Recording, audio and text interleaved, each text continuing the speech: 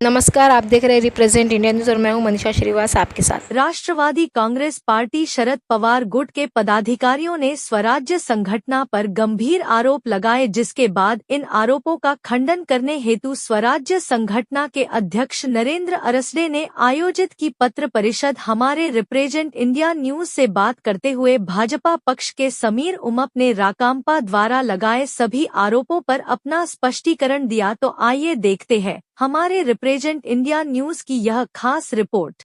मैं समीर उमप, जिला परिषद सदस्य हूँ। स्वराज्य संगठना हमने 1 साल के पहले स्थापन किया काटोल मतदार संघ में।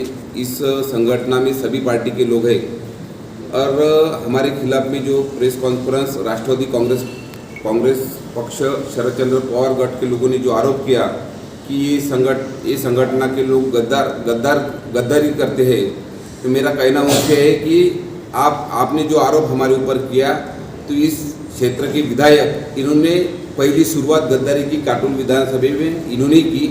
पहले ये कांग्रेस से जिला परिषद लड़े, जिला परिषद लड़ने के बाद में अपक्ष विधानसभा लड़े, आमदार बने और जब 95 में भारतीय जनता पार्टी और शिवसेना का सरकार आया, तब शिवसेना के सहयोगी सदस्य बन के खुद सरकार में राज्य मंत्री बने।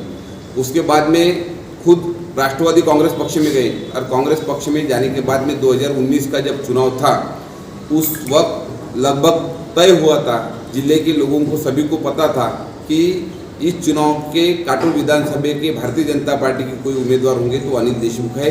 जिस दिन उन्होंने फॉर्म भरा, तो उस दिन फॉर्म भरने के वक्त वो जब तहसील ऑफिस में गए तो उस दिन उन्होंने फॉर्म नहीं भरा और उसके बाद में दूसरे दिन जो कुछ राजकीय घड़ामुड़ी हुई, तो उसके बाद में राष्ट्रवादी कांग्रेस पक्ष से ऊपर पक्ष की तरफ से उनको जो ऊपर से प्रेशर आया, उसकी वजह से और वो क्योंकि जिस पहले दिन जब रैली निकाली, तब उस दिन वो रैली में पार्टी का कोई बैनर नहीं था, कोई सिंबल नहीं था, कोई राष्ट्रवादी के घड़ाए का झंडी भी नहीं थी। और उसके बाद में हमने जब ये सब संगठना खड़ी की, जो कुछ हमारे ऊपर आरोप लगाए, आरोप लगाने के बाद में हम काम करने वाले लड़के सामान्य घर से, हमारे पीछे कोई राजकीय पाठबल नहीं, हम काम के भरोसे पे जिंदा है। और जब हमको ऐसा लगा कि हम जिला परिषद में, पंचायत समिति में, नगर परिषद में अब अपने तरीके से सभी लोग जब अपना अनुभव अपने पास में था, इसलिए जो जब विकास काम का निधि जब ला रहे थे, तब अड़ाने का काम स्थानीय आमदार महोदय ने किया। इसलिए हमने उनको छोड़ के भारतीय जनता पार्टी माननीय देवेंद्र जी फडणवीस साहब, माननीय चंद्रशेखर जी बावनकुळे साहब इनके नेतृत्व में प्रवेश लिया। और मुझे बताने में आनंद है कि 3 महीने के पहले मैं भारतीय जनता पार्टी में गया। मेरे सर्कल में, हमारे तालुका में जो कुछ समस्या थी, जो क्षेत्र की सही समस्या थी कि सिंचन की व्यवस्था होने को ना, तो ऐसा चिखली नाला प्रकल्प की कई दिन से ये काम के बारे में मैं लगा था, पर वो काम सफल उनके साथ में रह के नहीं हो सका। वो काम फडणवीस साहब और बावनकुळे साहब ने करके दिखाया। उन्होंने मुंबई में मीटिंग लगाया, इरिगेशन विभाग के सभी अधिकारियों को बुलाया, नासिक महामंडल के सभी अधिकारियों को बुलाया और वो चिखली नाला प्रकल्प को सुधारित मान्यता देके 10 करोड़ रुपये निधि दिया। उसके बाद में प्राथमिक आरोग्य केंद्र इनवा था, जो 42 साल पुराना था। नरसिंहराव जी के हाथ पे उनका उद्घाटन हुआ था। वहाँ की रोज की ओपीडी देखा जाए तो 350 से तो 450 लोगों की है और एक अच्छा प्राथमिक केंद्र है। तो उसके बारे में भी हमने जब फडणवीस साहब को बताया, तो उन्होंने डीपीडीसी से 10.25 करोड़ रुपये मंजूर किया और मेरे एरिया की जो रास्ता और पुल के काम थे, उसमें भी 16 करोड़ रुपये देने का उन्होंने काम किया।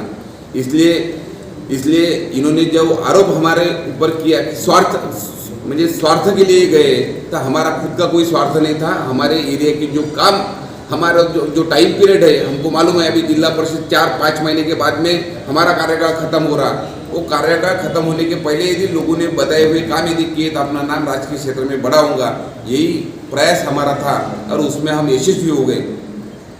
देशमुख में सलील देशमुख का ऐसा है कि हमने नरखेड़ और काटोल के विकास के लिए MIDC फेज 2 के लिए 154 हेक्टेयर जमीन के लिए हमारे तरफ से वो काम हुआ है। उनका दूर दूर तक कोई संबंध नहीं। उस टाइम भी भारतीय जनता पार्टी का फुल प्लेस में सरकार था। देवेंद्र जी फडणवीस इस राज्य के मुख्यमंत्री थे और वहाँ के आमदार आशीष देशमुख थे। वो काटोल MIDC और नरखेड़ MIDC की आज हालत देखी जाए तो जगह खाली पड़ी हुई है और ऐसे परिस्थिति में दूसरी MIDC 164 हेक्टर जमीन अधिग्रहण करने का काम यदि किसी ने किया होगा तो आशीष देशमुख जी ने किया, और इसलिए दूसरा फेज जो आप बोल रहे तो वो NYMIDC हुआ, और उसका पूरा श्रेय माननीय देवेंद्र जी फडणवीस, उस वक्त के अपने जिले के पालक मंत्री बावनकुळे साहब और आमदार आशीष देशमुख इनको जाता। पत्रकार बोलिए, आपको विषय वो था जिन्होंने हमारे अभ्यास पे पत्रकार परिषद दी और बोला तो वही का विषय खंडन करना था।